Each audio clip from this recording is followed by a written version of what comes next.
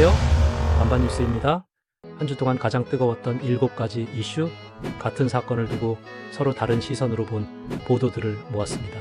이번 주에는 정치권의 충돌부터 사회 현안, 경제 이슈까지 다양했는데요. 언론마다 강조한 포인트가 어떻게 달랐는지 짧게 정리해 한눈에 비교해봅니다. 지금부터 한 주 핵심 7가지 이슈 비교 시작합니다. 첫 번째, 당원 주권과 경선 원칙 1000명인가? 내부 논란, 대응인가를 봅니다. 더불어민주당 정청래 대표가 지방선거를 앞두고 경선에 불복하는 후보는 당원이 용서하지 않을 것이라고 말했습니다. 먼저 연합뉴스는 이 발언을 당원 주권시대 선언으로 보도했습니다. 정 대표는 당원이 진정당의 주인임을 증명하는 선거가 될 것이라며 공정하고 투명한 경선을 약속했습니다.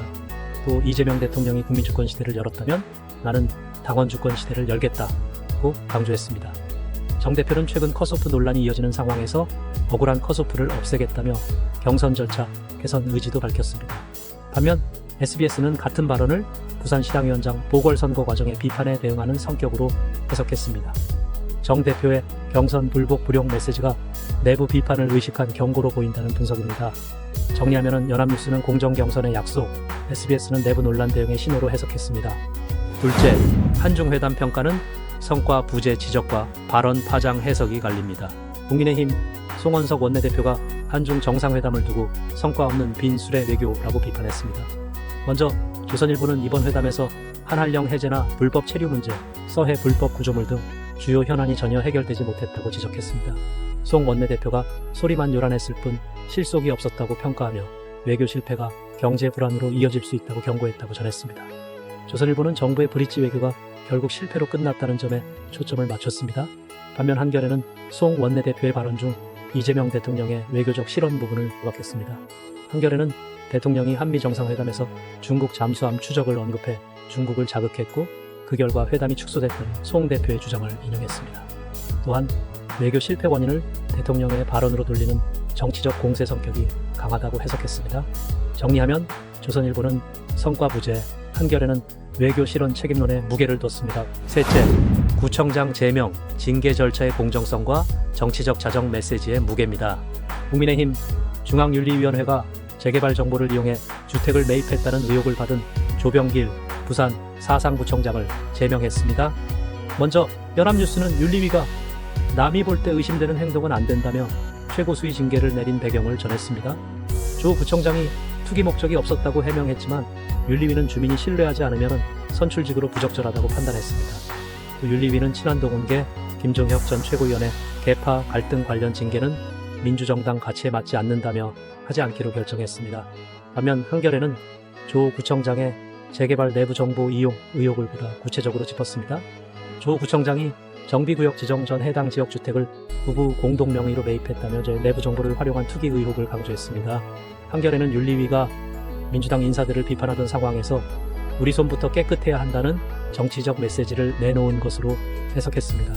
정리하면 연합뉴스는 징계 절차의 공정성, 한겨레는 정치적 자정 의미에 초점을 맞췄습니다. 넷째, 공흥 특검 출석, 현장 장면과 법리 쟁점 제시 방식이 다릅니다. 김건희 여사 일가의 공흥지구 특혜 개발 의혹과 관련해 모친 최은순 씨와 오빠 김 씨가 특검에 피의자 신분으로 출석했습니다. 먼저 경향신문은 두 사람이 짙은 마스크를 쓰고 출석했으며 공흥지구 부당 이득 관련 질문에 답하지 않았다고 전했습니다. 이 SIND 운영과 개발 특혜 의혹이 조사 핵심이며 최 씨의 특검 출석은 처음이라는 점을 강조했습니다. 반면 MBN은 개발부담금 산정과 감면 과정 그리고 국고손실 혐의 적용 배경을 자세히 설명했습니다. 이 SIND가 800억 원대 매출을 올렸지만 비용을 부풀려 부담금을 면탈했다는 의혹과 양평군의 부과 철회 과정을 구체적으로 짚었습니다. 또 국고손실 혐의는 지자체 손실 규모와 회계관리 역할 인정의 핵심 쟁점이라고 분석했습니다. 정리하면 경향은 현장 중심 보도, MBN은 법리와 금액 중심 분석에 초점을 맞췄습니다. 두 시선 모두 특검 조사에 의미를 두었지만 접근 방식은 달랐습니다. 다섯째, 정당 해산 파장, 정치 공방의 맥락과 수위 프레임을 비교합니다.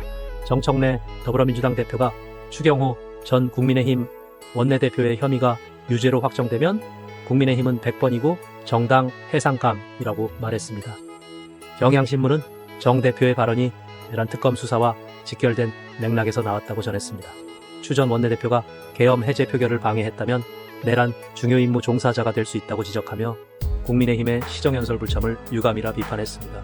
또 장동혁 대표의 대선 불복성 발언을 언급하며 여권 전체를 겨냥한 공세로 분석했습니다. 반면 조선일보는 같은 발언을 인용하면서도 정 대표가 이재명 대통령의 시정연설을 AI 강국으로 도약하는 명연설이라고 높이 평가한 점을 부각했습니다.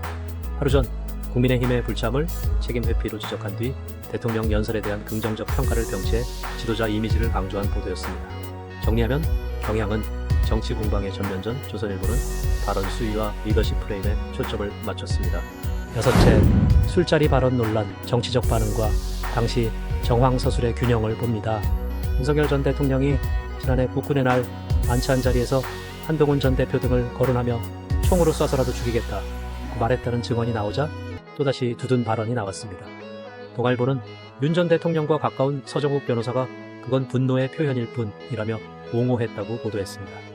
앞서 국민의힘 대변인이 친구끼리 그런 말을 할 수 있다고 한데 이어 또 반복된 두둔이라는 점을 지적했습니다. 반면 한겨레는 같은 내용을 다루면서 당시 만찬의 구체적 정황을 자세히 전했습니다. 윤 전 대통령이 군 지휘부와 술자리를 갖고 한동훈 전 대표가 김건희 여사 라인을 정리하라고 말하자 윤 전 대통령이 분노를 표출했다는 증언을 중심으로 구성했습니다. 또 서정욱 변호사가 이재명, 권순일 등도 싫어한다고 말한 추가 발언까지 보도했습니다. 정리하면 동아일보는 정치적 파장과 두둔 흐름, 한겨레는 술자리 맥락과 발언 구체성에 초점을 맞췄습니다. 마지막, 국정원 사과, 제도적 반성과 사법 절차 마무리의 초점 차이를 정리합니다. 국가정보원이 이명박 정부 시절 벌어진 문화예술인 블랙리스트 사건에 대해 상고를 포기하고 공식 사과했습니다. 한겨레는 국정원이 피해자와 국민께 깊이 사과드린다며 사법부 판단을 존중했다고 밝히고 국내 정보 부서 폐지와 정치 개입 금지 등 제도적 개혁을 언급한 점을 강조했습니다. 이번 결정이 단순한 절차가 아닌 과거 권한 남용에 대한 반성이라는 의미를 짚었습니다.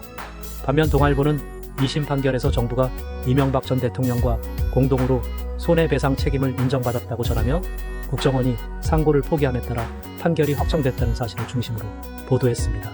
사과문의 문구보다 법적 절차의 마무리에 초점을 둔 구성입니다. 정리하면 한겨레는 반성과 재발 방지, 동아일보는 사법 절차와 책임 확정에 방점을 찍었습니다. 7가지 이슈 잘 보셨나요? 같은 사건이라도 보는 눈이 이렇게 다릅니다.